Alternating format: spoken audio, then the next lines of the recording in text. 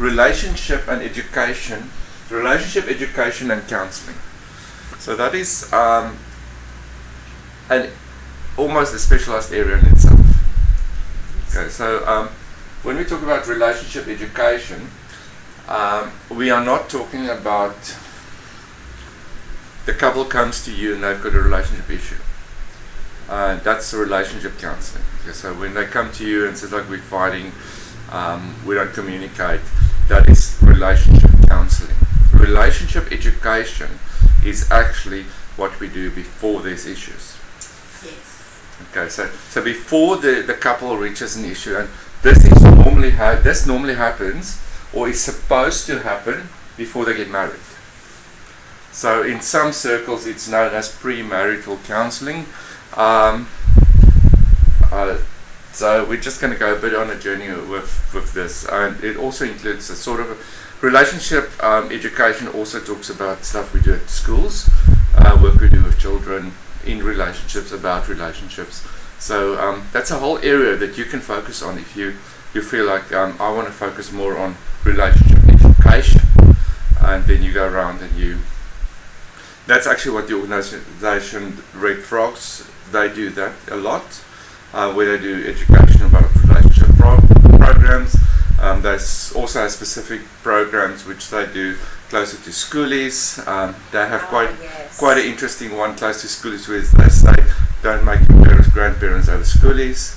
Where they're talking about having a safe schooling process and a safe schooling time.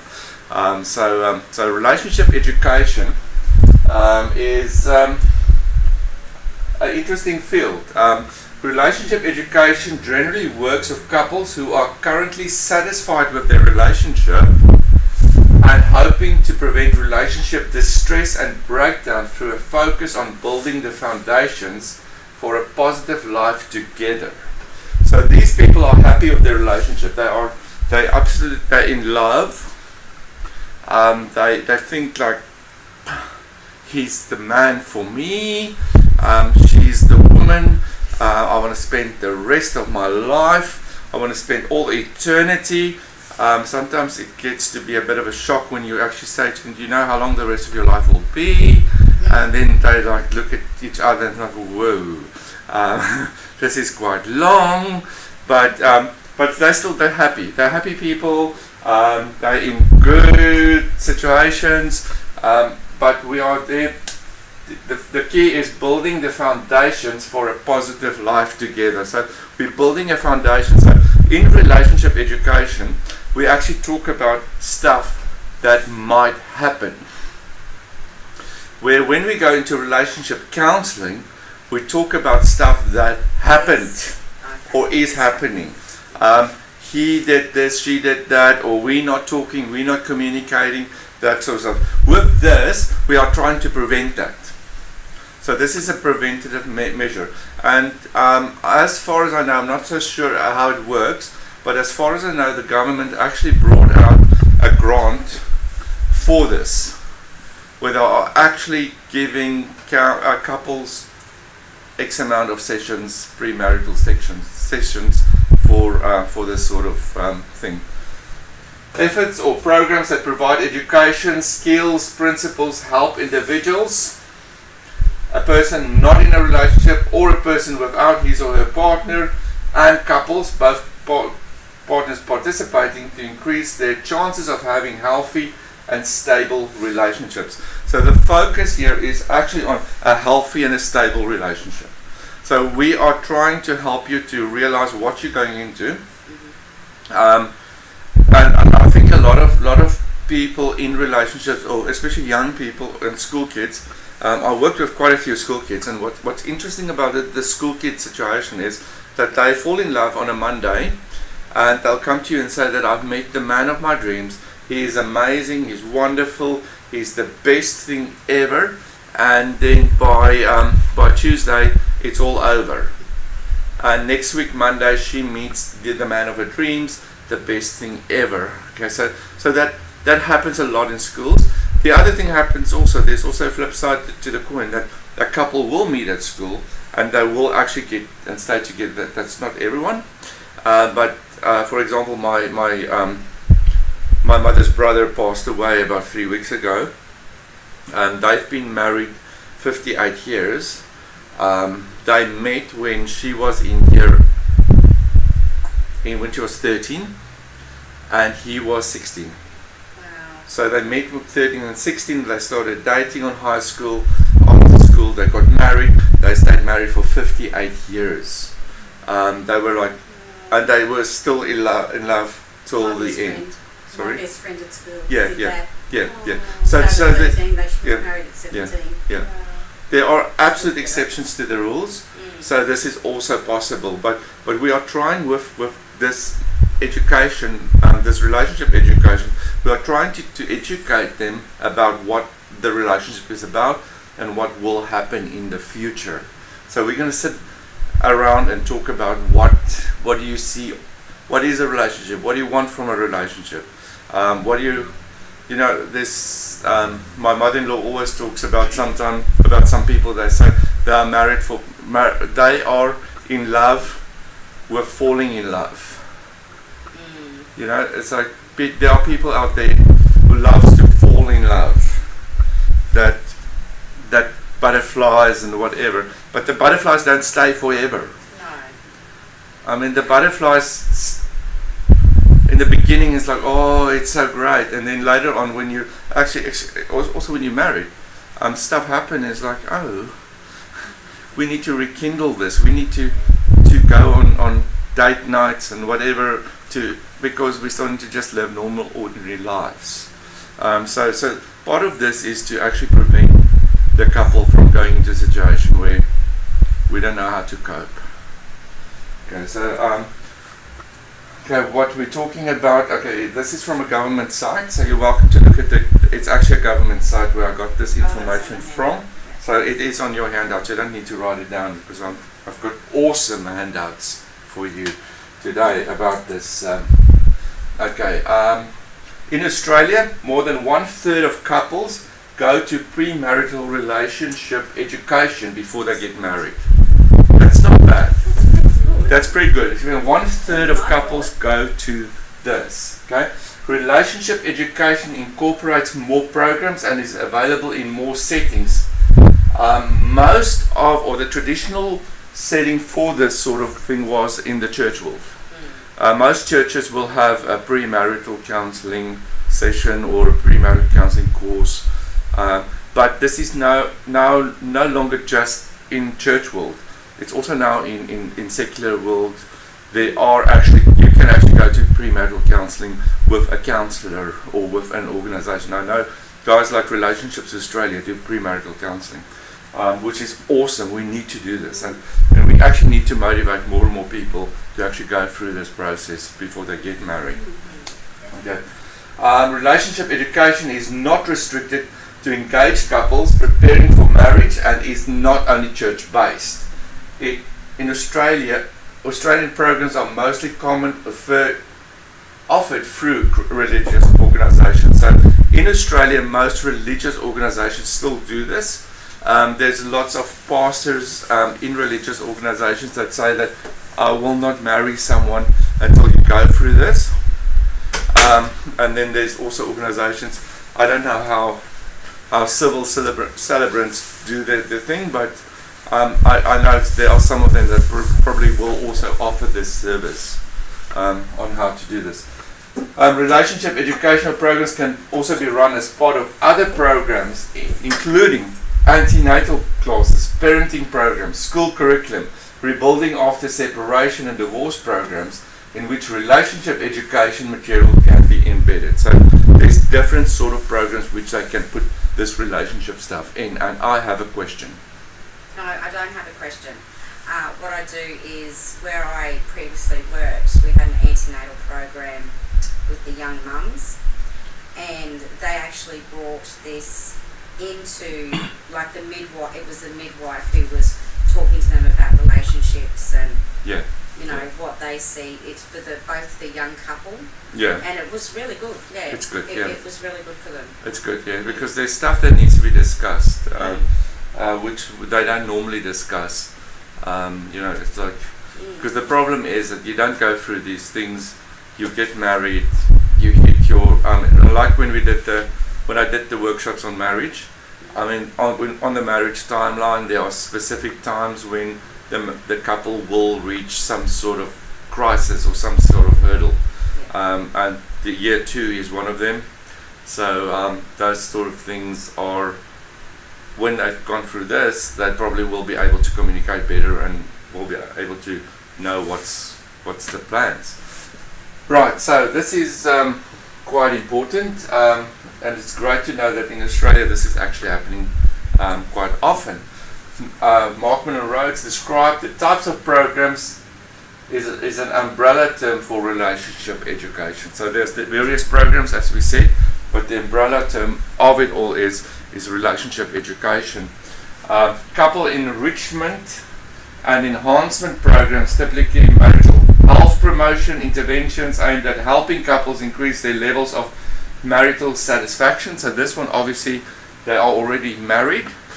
So these programs are for people that do marriage counsel or go to marriage counseling and marriage programs. There's great programs. I know our church runs a marriage. We've got connect groups where people come together once a week, and we actually have a marriage counseling, a marriage connect group, where people come and they discuss all sorts of things about marriage. A whole program about that. So it's not for people that are in some sort of marital crisis. It's just for normal couples, and it's just for normal talking about marriage and love and the different aspects of marriage. Then communication programs designed to teach couples effective communication skills. When you work with couples and when you work with marriages, and one of the biggest breakdowns, there are two great breakdowns for marriages. The one reason for marriage breakdown is financial. Finances is a big thing for marriages that break down.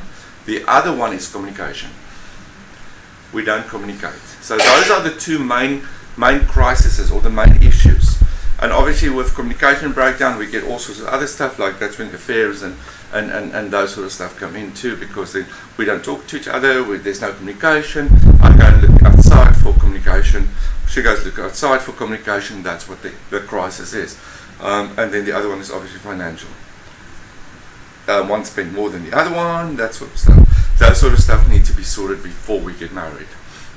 And what these sort of educational programs do, what marriage education do, or what relationship education do, is we focus on these areas before the marriage actually happens. So we let the couple sit, and we're going to talk about, so how are you going to do your finances? How are you going to run your finances? How are you going to work your budget? Who's going to be responsible for what?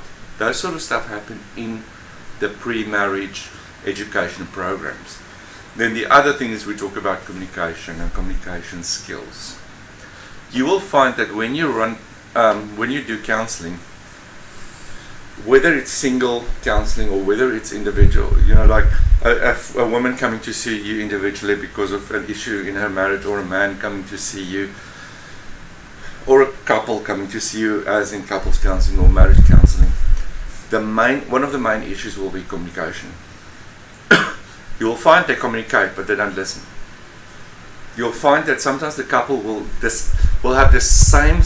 tell you the same thing, but he tells it this way, she tells it that way. It's the same thing. The only issue is they don't listen to each other. And your job as counsel will say, but you're not listening to each other. You need to call them on that, because what he just said and what you just said are exactly the same thing. Couples do not communicate. And also in communicate, they don't listen. Men listen differently from women. Women listen different. Women speak different. Men use one or two words. Women use a sentence. Okay. That's why it's great. It's Christian based. You can Google it on YouTube. Mark Gungor. He's got amazing couples counseling stuff. I showed it once in one class when it was still in the other campus, and one woman totally grounded me because it was Christian. But Mark Gungor's stuff is amazing. How do you spell his last name, sorry? Gungor. No, Gangor.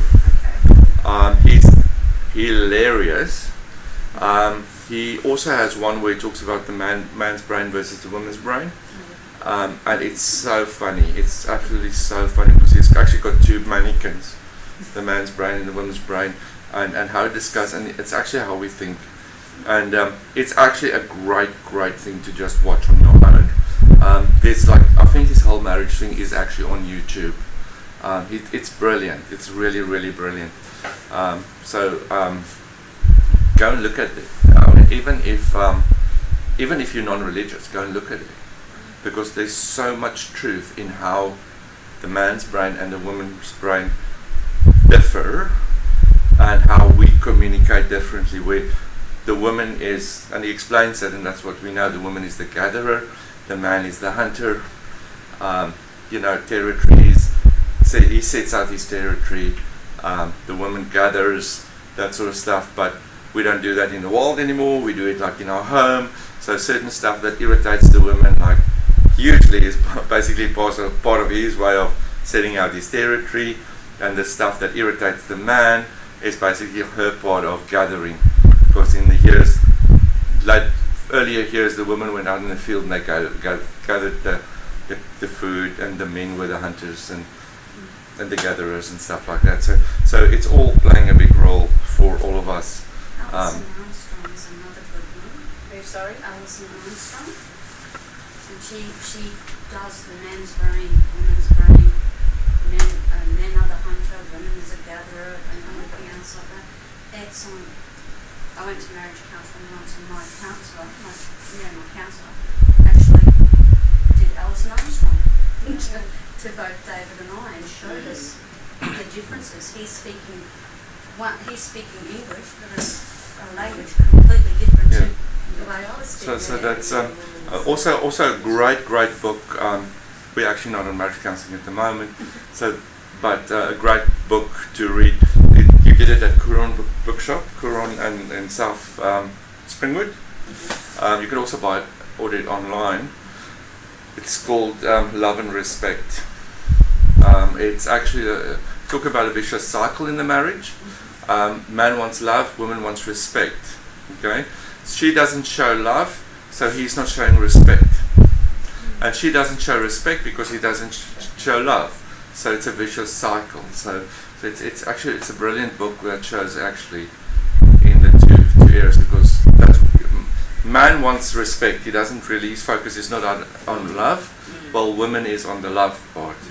And if either doesn't show the other one what they need, then the other one doesn't show the other one what they need, and then we have a vicious cycle happening in the marriage situation. So that is something that's really important to also look into.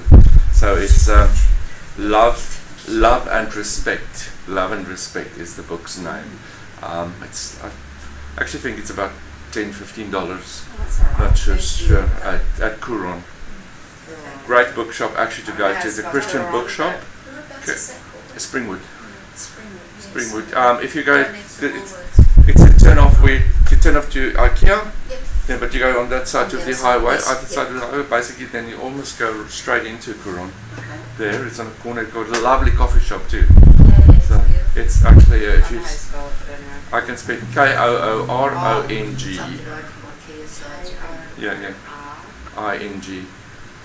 Also, if you don't want to go there, you can just order online. They've got, and then all the Caroline Leaf books are there. Coron Bookshop. And that's who is the author of Love and Respect? No, Caroline Leaf is the one who switched off my brain. Oh. Also focusing a lot on brain plasticity and how our stuff like unforgiveness and things like that don't help you to regenerate your brain. So that's cool. All right, back to our topic. All right, so we went totally off topic on that one. Cool. Couple enrichment and enhancement programs. So it's all about the physical health or the marital health promotion. Interventions aimed at helping couples increase their levels of marital satisfaction. Okay, so they need to know what is a marriage, and we have to teach them what's a marriage, because also with this marriage satisfaction thing is especially when you look at our young people and our young couples, they are very focused on Hollywood. Marriage is this different world that they see. It is Edward and the love of his life, who both became vampires and lived forever, and they have this romantic wedding, and that's the sort of love that we see in the movies. In real life, it does not work. If you see these movies where he's standing next to the river and she's running and her hair is like floating and she's running in the. I mean, have you tried running next to a river in the bushes? It's not like floating. It's basically your foot will get hooked somewhere. She will slap down. She will face plant. I mean, it's not happening like in the movies. No. Try having that romantic picnic next to the river. It's flies. It's mud. It's midges. It doesn't work. I mean, that romantic picnic next to the river ends up being we're sitting in the car eating our sandwiches because there's no way we can sit next to the river. So it's a dream world. Television creates a dream world, and that's part of this education, is to show them the reality of life, the reality of marriage. What's going to happen? How are you going to experience this stuff? Life is not a movie. And I think the older people, the older generations that pre-TV, I think they approached marriage differently than the way that young people approach marriage these days. You know, it's like it's different. It's really, really They different. still had the stories years ago from the old movies of certain actors and I mean, they had Clark Gable, and they had they had Frankly My Dear, I don't give a damn, and then he climbs on a plane in the rain, and off they go, that sort of stuff, and singing in the rain and all those things.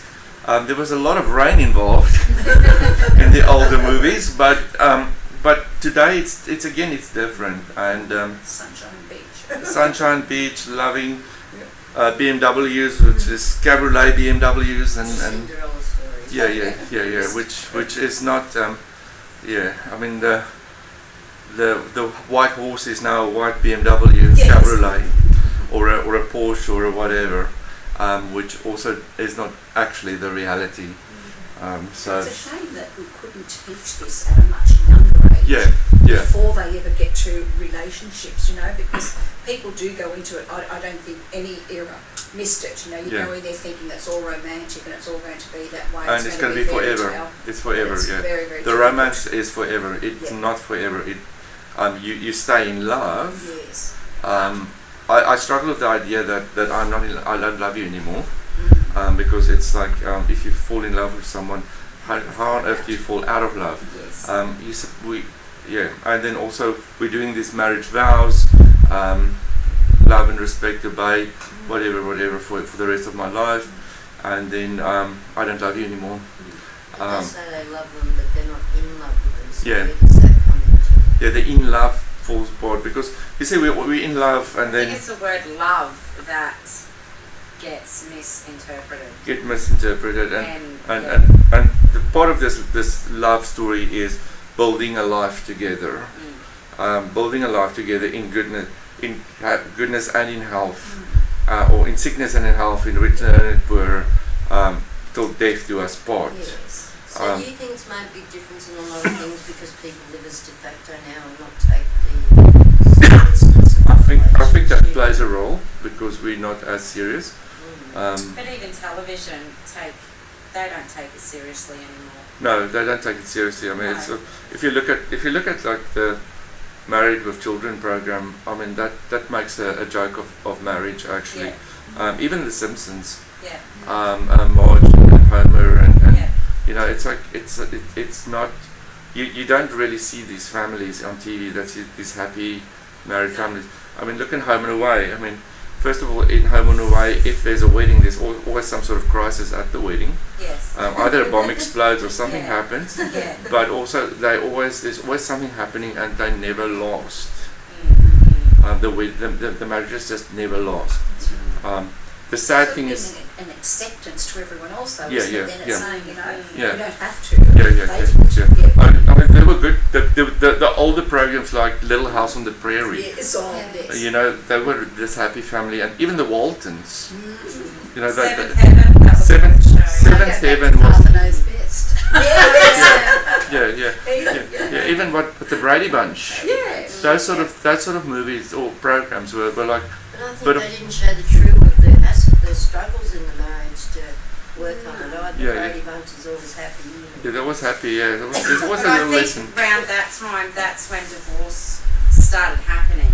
And Yeah, they were trying to get the couples married, yeah. people to stay together, Yeah, and I yeah. think that's why. Yeah, today it's like more like I mean, if you do a survey at the school, you will say that most of the kids are from marriages that's broken up, and then you have a large amount of kids who's actually being raised by the grandparents.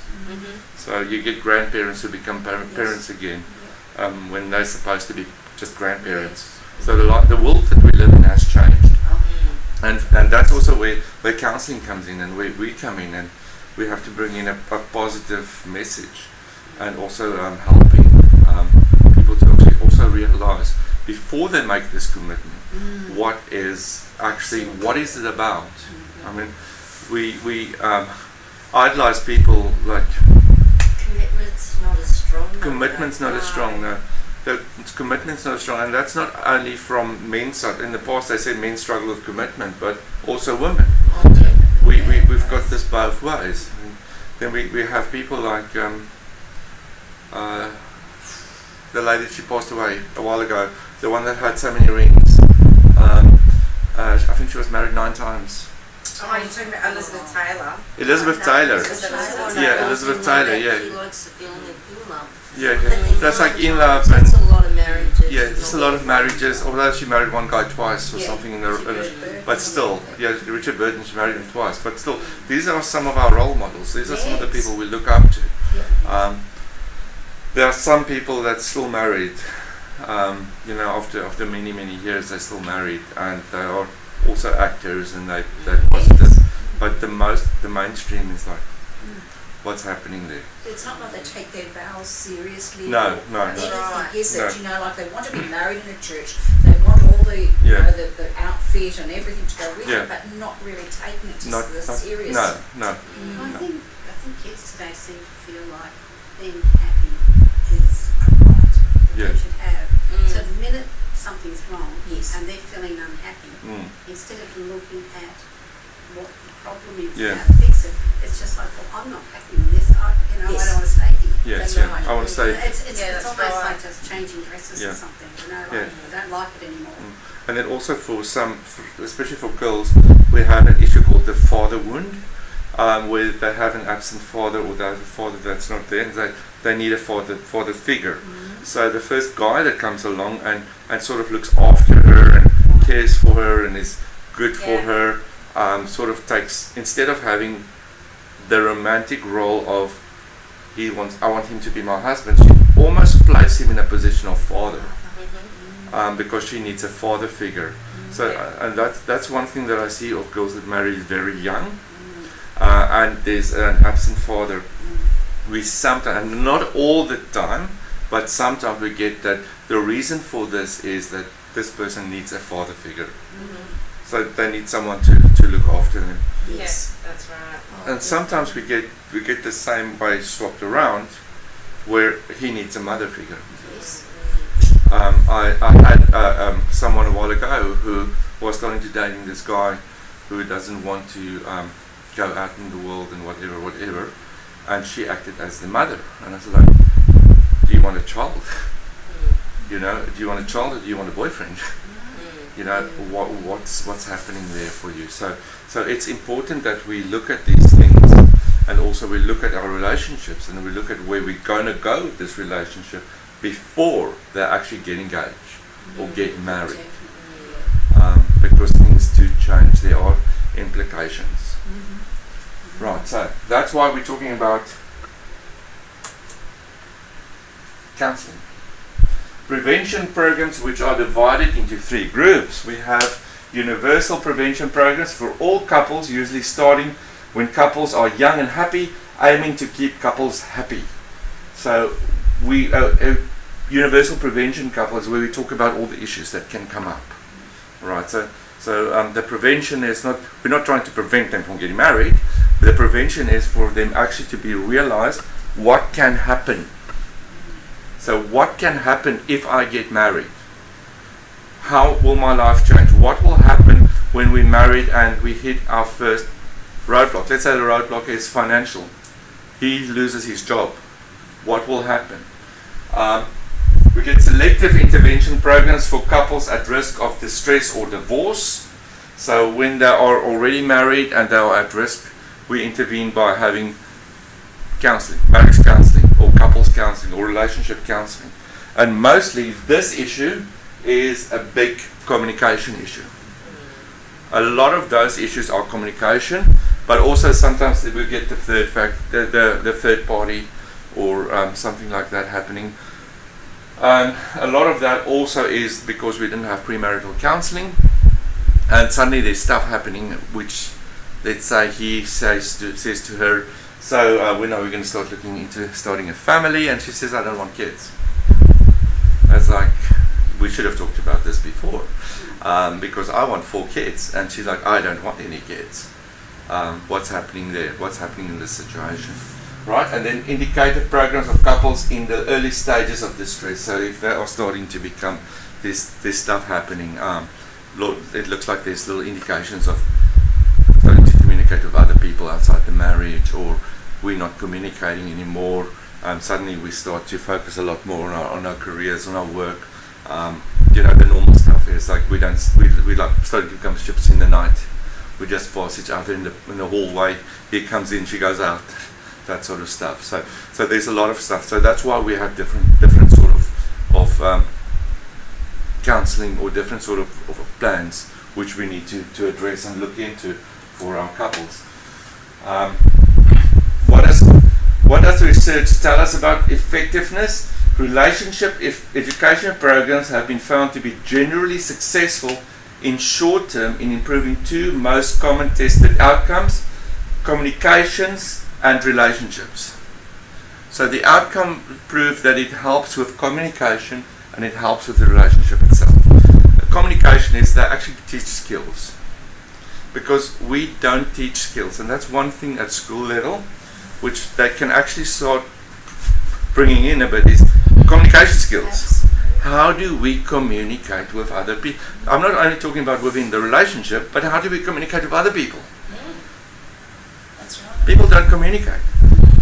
We focus in English and all those subjects about writing skills and reading skills and whatever, but we need to learn how to just have a proper communication with some people. The first time I learned some communication skills, or proper communication skills, was when I started the Masters in Counselling. We had to do communication exercises, and we had to. So there's a lot of things that need to be learned. But not everyone goes and do a Masters of Counselling. So we need to drop the level. We need to start communicating at a lower level, and we need to teach people how to communicate with each other, especially in relationships. Families, children. Because then, I'm sorry, no, you go. I'm just going to say that families, there's still, you see a group of them together, but they're not talking at all. Yeah. They're on their phones or whatever they're doing. The phone thing is quite interesting. The other morning I was in, my wife and I, we've got a Saturday mornings, we go for breakfast at the Coomera Library coffee shop. Or Upper Coomera Library coffee shop. They have the greatest coffee shop with cheap breakfast and awesome coffee. So every Saturday morning, 9 o'clock, we make it 9 o'clock. We're there 10 to 9 actually, because 9 o'clock the Zumba class comes out, and then there's no. So we just need to be there before 9. So then we go there and we sit, and it's interesting also to just notice couples, not only couples but families. because he's on his phone, she's on his phone, and both of the kids are on their phone. So sometimes I wonder if they're actually communicating with either they're on their phones, are they texting each other, or what are they doing, or are they just, what's going on? Can we have family time without phones? Absolutely. I like the ad where they've got something on TV where it must be some chicken dish or something like this. They all have to put their phones up apparently on the counter when they go into the table. Yeah. No one's to answer. Yeah. And then mum sends them a text or something to say that she'd finished off the lunch. Or I don't know, I can't remember the whole thing, but you know, and I thought, good, they should be put away. They should be put never have them at the table. Yeah, we should. Be eating with Yeah. your phones. Oh my Yeah. goodness. It should be. I mean, it's like, I have my phone next to my bed at night, which is not a good thing anyway. Oh, But it's like, yeah, just in case. yeah, you're not supposed to have it in your it's room. Not healthy. No. It's not healthy because the vibe, the whatever. Radiation. So Yeah. I've got a salt lamp Oh yes. Yeah. glowing there So in you've the got corner. phone and the salt lamp. So I hope they kill each other or whatever. I don't know if the salt lamp works. Otherwise, it's just a nice ambience. But Nice ambience. but what I need to do, what we need to do is you actually need to have your phones in another room when you go to bed, or all electronics, especially with your kids, because who are they talking to Yes. if you're sleeping? Yes. That sort of stuff. So, but our communication skills have deteriorated. I mean, we even use the words LOL when we talk to each other. It's like, oh, that's a funny joke, LOL. It's like, okay, yeah. I don't do that. But they Yeah. would, yeah. the They younger would, yeah. generations, I'm Yeah, sure. it's like LOL, okay, yeah. Yeah. And make sure that you know LOL means laugh out loud. Yeah. Because I saw someone wrote a text the other day, Uncle John died LOL. Oh, Yeah. And then later she found out LOL, she thought love, lots of love, and then laugh out loud. Oh, So yeah. So send that to your family. Say Uncle John died LOL. So might be a bit of a bummer then. But communication, our communication has changed. There's a new way of communicating. In my own home, sometimes I really don't feel like calling my son, so I text him. It's like, because he's up there, I'm down here. Yeah. It's like And they don't hear. You don't want to shout. he's deaf when he goes. It's funny enough, he's deaf in his room. Yep. But if I open a packet of chips, he comes down. Oh, yes. I Or can food, smell food. I can shout and shout and shout, and he doesn't communicate to me at all. But if I open a packet of chips, down he comes. He's got great selective hearing. But I send him a text, I say coffee is ready, come down, and then he comes down. Yeah. Relationship education have been found to generally be successful. So it says generally successful. So there are obviously, it's not the begin all and end all, it's not the magic wand that's going to save our relationships, but it helps. It helps. The relationships are in a mess. Marriages are in a mess. I have read a while ago that Germany is thinking of having an expiry date. Like you have to, you get a marriage license for a period of 7 years, and after the 7 years you can decide if you want to renew it or not. That's really making them even shorter and shorter. Yeah. So if after 7 years decide this is not working, we just let it expire. That's like saying, oh well, now I'm going to go back out and feel again. That's That's what's making it too easy. So that's like, yeah. So That's that's yeah. I'm going to be a 7-year parent. Yeah. Leave them when they're 7 years old. Yeah, cool. Relationship education is by no means compulsory prior to trying to time the knot, but it is sensible. Okay, it is sensible. It is sensible to have these discussions. And if you want to be a great counselor, create some sort of program for this. Create your own premarital counseling program, which is easy. Okay, what changes with the marriage once the children come along? So you introduce them. Yeah, all those things. You need to have a chat about. Because And that's and completely different. and please don't make it like a 20-week program, because make it 1 or 2 sessions or 3 sessions. Okay. I'm not talking about a quick like drive-through sort of fast thing, but some of these marriages counselling sessions are so long and it takes absolutely forever. And then they want to get married on a certain date, and he said, sorry, but it's a 20-week program. I can't marry you until you've done the 20-week program. And then they say, like, oh, stuff it, I'll go to another marriage celebrant, or I'll go to another pastor. So just make a short, like, I'd say a 3-week program, create a 3-week program where you just deal with all the important stuff, communication, what happens, all those things, yeah? Because I don't think there's that So you that set they it go up with into the main points that Yeah. affect the changes. Yeah, and you're a counsellor. You know what's happening. Those couples, that, if you see couples even before they're like become engaged and Yeah. everything, even if they break up, if they've done this relationship counselling, they've already got something to take away with them into They have. their next relationships that they can then encourage Yeah, the new partner. that's also, well, remember one of the previous ones said that it's sometimes intervened into other stuff, even post divorce counselling, where you can actually get rid of baggage, because also a lot of people take a lot of baggage in a relationship, because sometimes we get, with the high divorce rate, more and more people, it's their second marriage. So they're bringing stuff from the previous, or they're bringing stuff from home. If they have a bad, mom and dad's relationship is really bad, what do? They have to actually get rid of some of that baggage, because monkey see, monkey do. That is what they see. So they carry the history of the They carry the history because that is their framework of a marriage.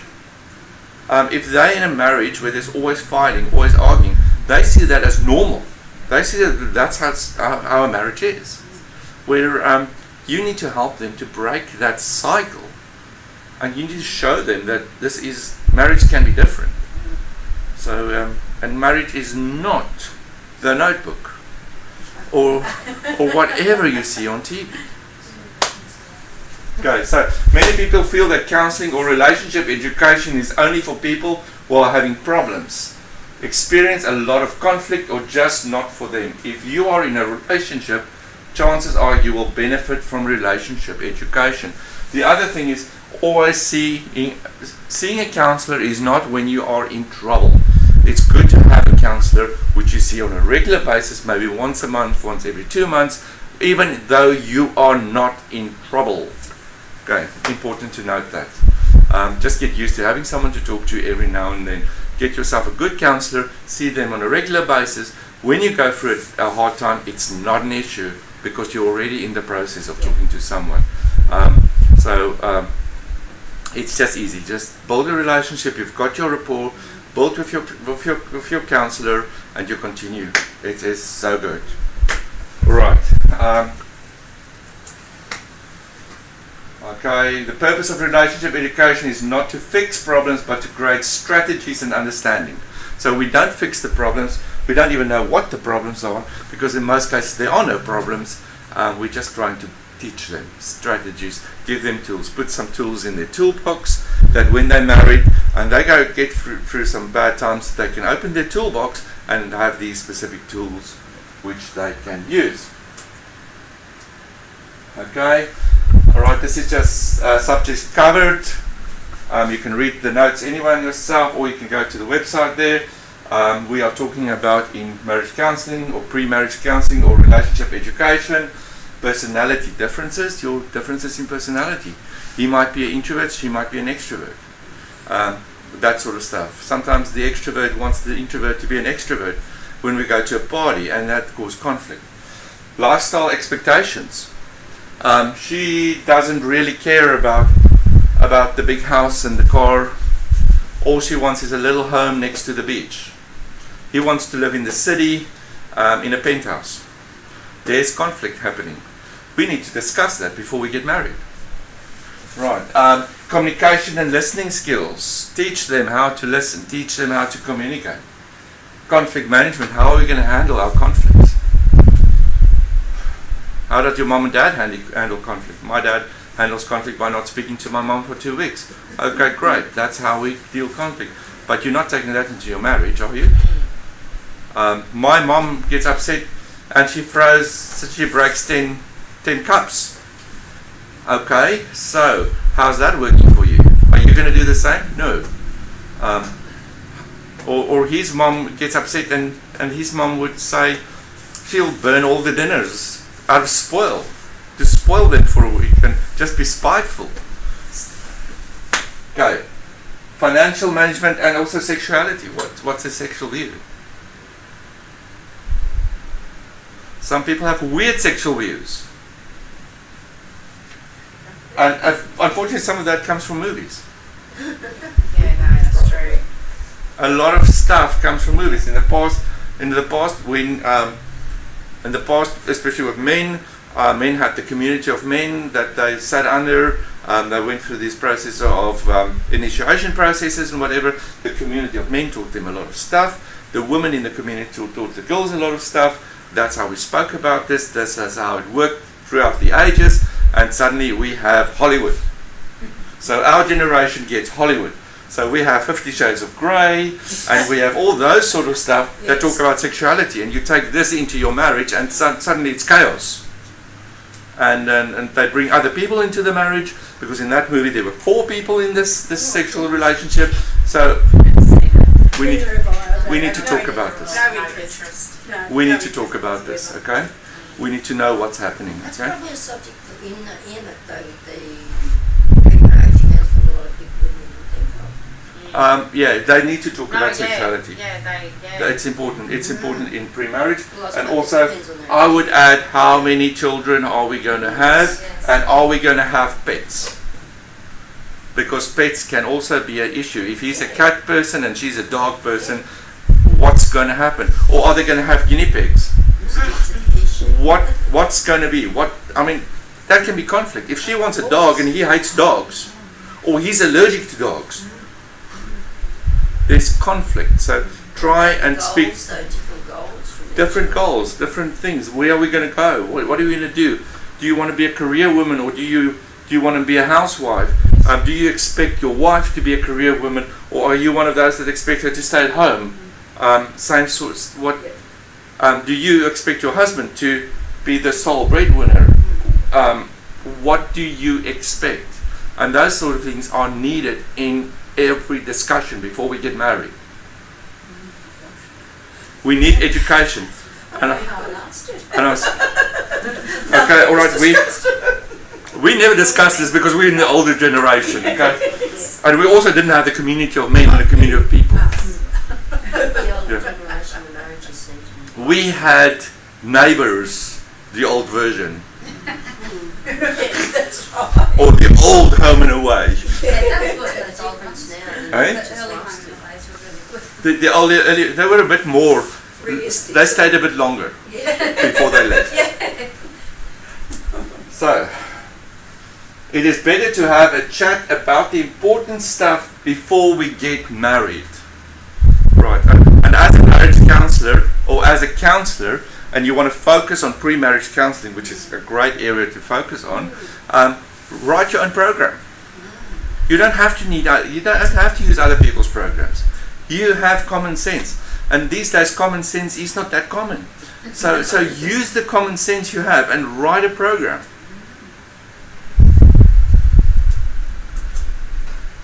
And this is what everyone wants.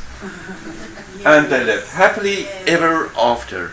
And they disappeared in the sunset. Both capsized and they lost their cars and Yeah. and And his then credit card.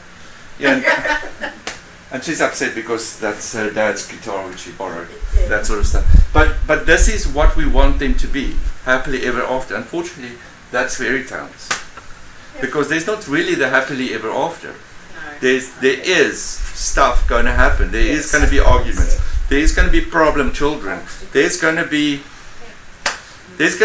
What are you going to do with the parents? I mean, and so remember, you also marry the in-laws. Exactly, that's it. yes. How are you going to handle that? Just married. So our goal is still to help them to live happily ever after, and that is why this is important. So, any questions before we go? No. So you're Last happily, questions, yes. you're happy to leave them married happily ever after. Yeah. we'll all go home and write out a program and be in competition with each other. Compatibility. Why not?